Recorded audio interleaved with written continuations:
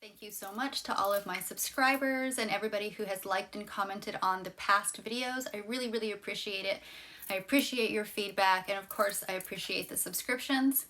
If you're new around here, I'm Birdie Galaxy. This is the Lunatic Fringe, and I do new moon and full moon horoscopes with tarot iconography to illustrate the zodiac. In this video, we will be discussing the Capricorn full moon, which takes place on July 3rd. Because it's a full moon, that means it is opposite of the sun, which is in Cancer. So this is going to be a Capricorn Cancer experience. So your rising sign determines which house is your Capricorn house and which house is your Cancer house. If you don't know your rising sign, there are many sites that you can look that up on. Just do a quick internet search for rising sign. You will need to know your birth date, birthplace, and specifically birth time in order to figure out your rising sign. So let's get into this.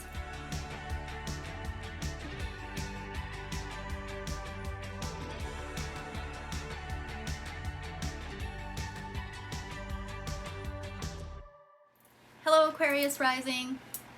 So let's get right into this. This full moon is happening in Capricorn and Cancer. So for you, that's your 12th house and your 6th house. So we'll start with the sun. Of course, we have our sun. We have this childlike energy, this vital energy, the life force. It's warm, it's joyful, it's creative. It is also conjunct Mercury. The sun and Mercury are together in the sky. They usually are very close near each other. Mercury kind of trails the sun wherever it goes. So Mercury is the energy of manifestation, it's action, it's communication. Now, these two are both in your 6th house. Your 6th house is your Cancer house, and that is the house of health, daily routines, of your work life. It's the house of how you go about your daily life.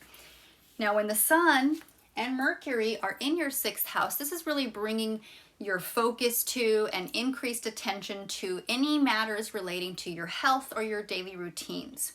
So this is a really good time for organizing and improving your work environment. It's a great time for adopting healthier habits and healthier communication patterns within your workplace or within your daily routines. Now, when we add the moon to the mix, the moon is the opposite in Capricorn. Whenever we have a full moon, we have the sun and the moon in opposites, and they're pulling apart from each other. They're separating. They're creating a bit of tension.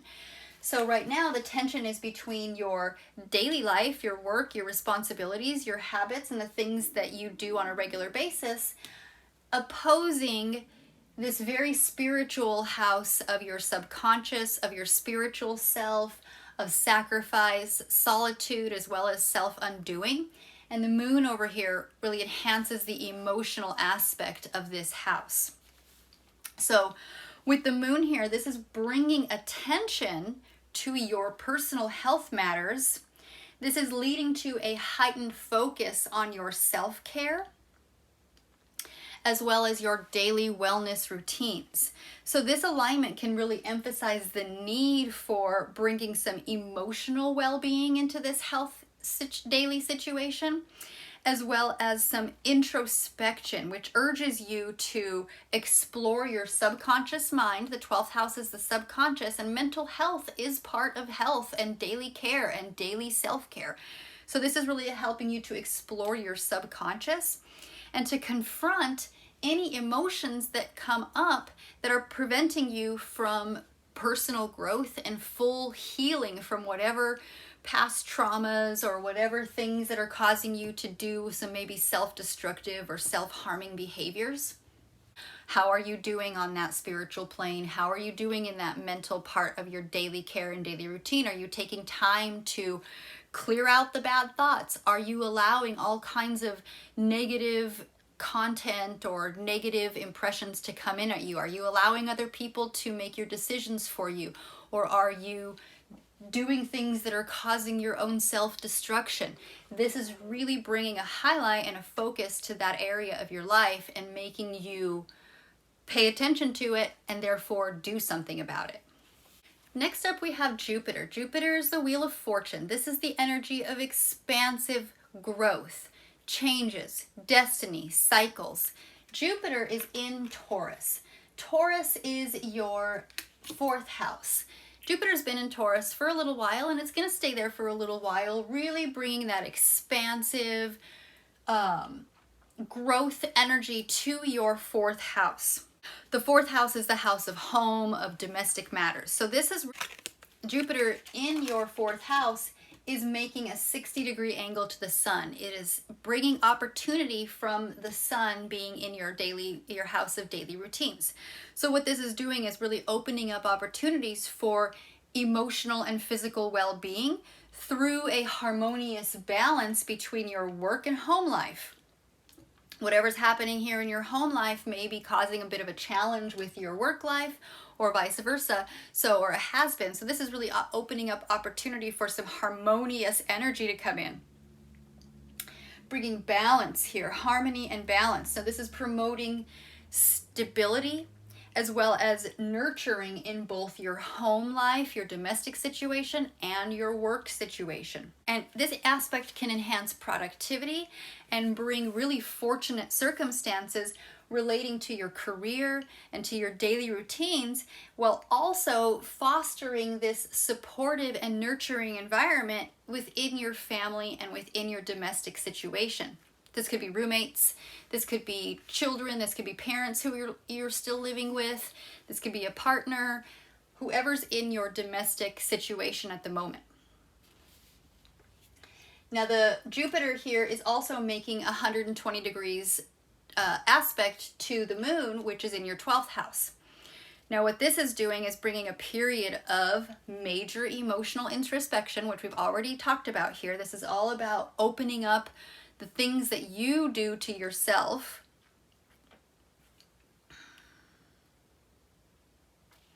And this really can enhance your need for solitude, your need to be alone and away from people. The 12th house is all about solitude.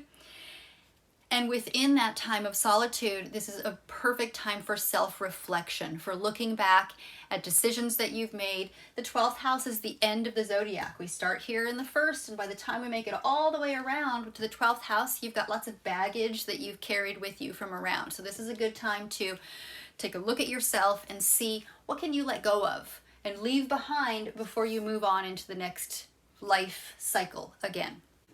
Next we have Saturn. Saturn is the world, And the world is completion, fulfillment, mastery of skill, as well as harmony.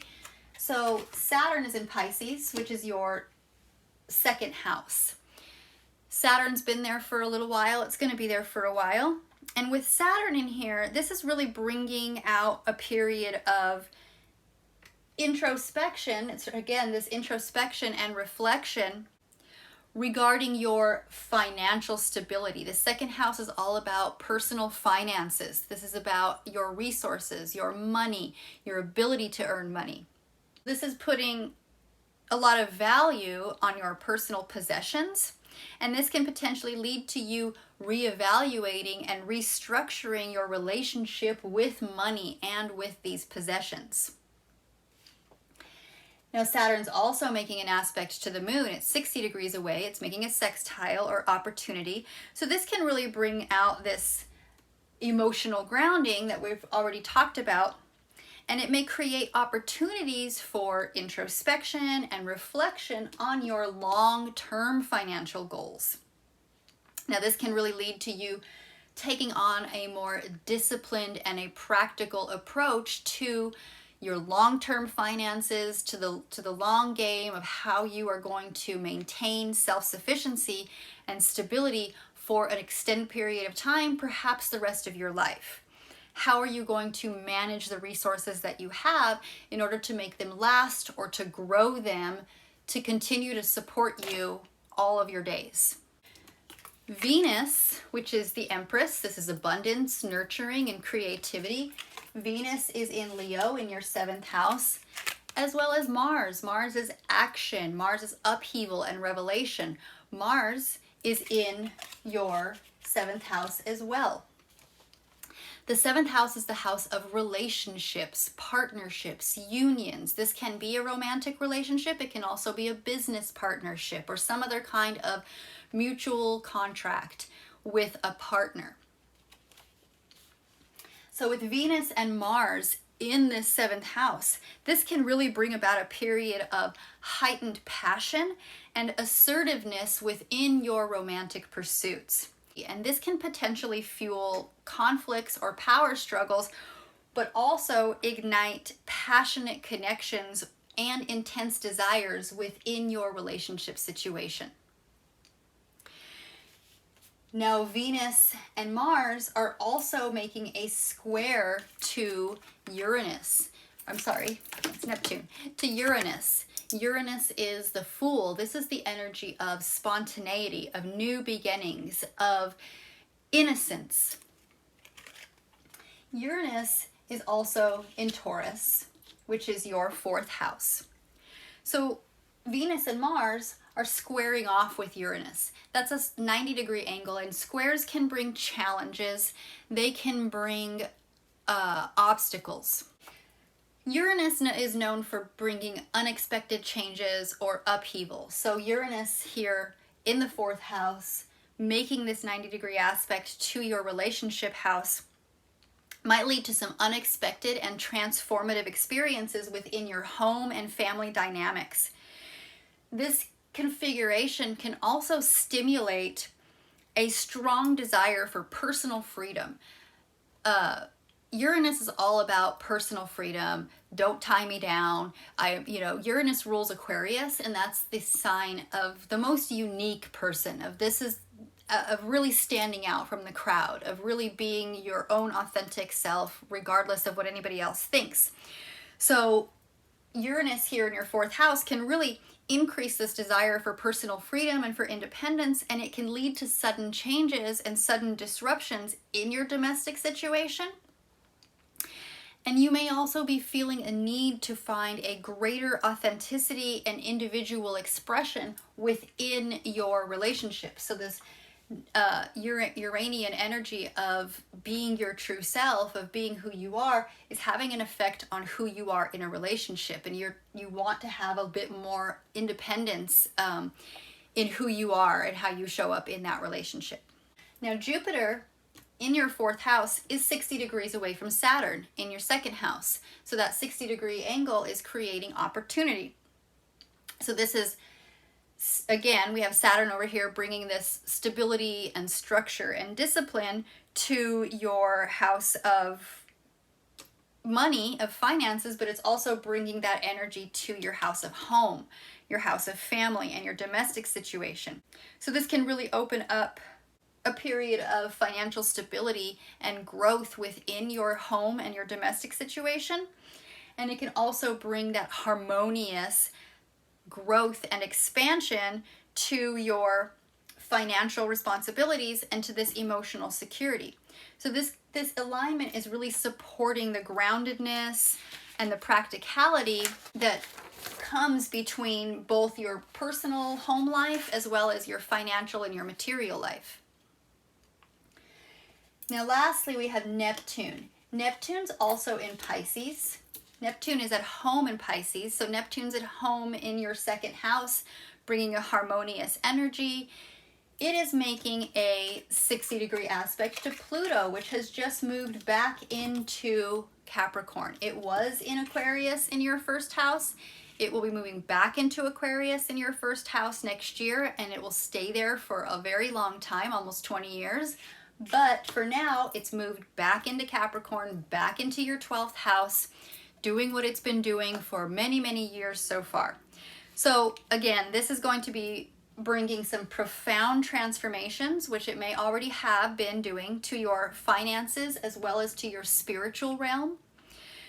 This can be a period where you experience a lot of dissolution of old patterns, a lot of getting rid of the old ways, letting go of old things that no longer serve who you want to be and who you are becoming.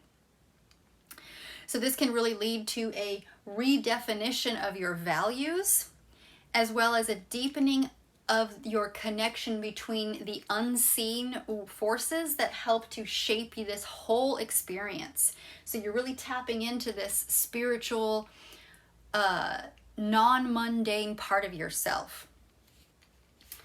Okay, Aquarius, there's a lot going on for you within personal transformation, within how you function in your home, in your daily life, who you are in a relationship, how you support yourself, and how you interact with your possessions, and the personal transformative power of knowing who you are on a spiritual realm.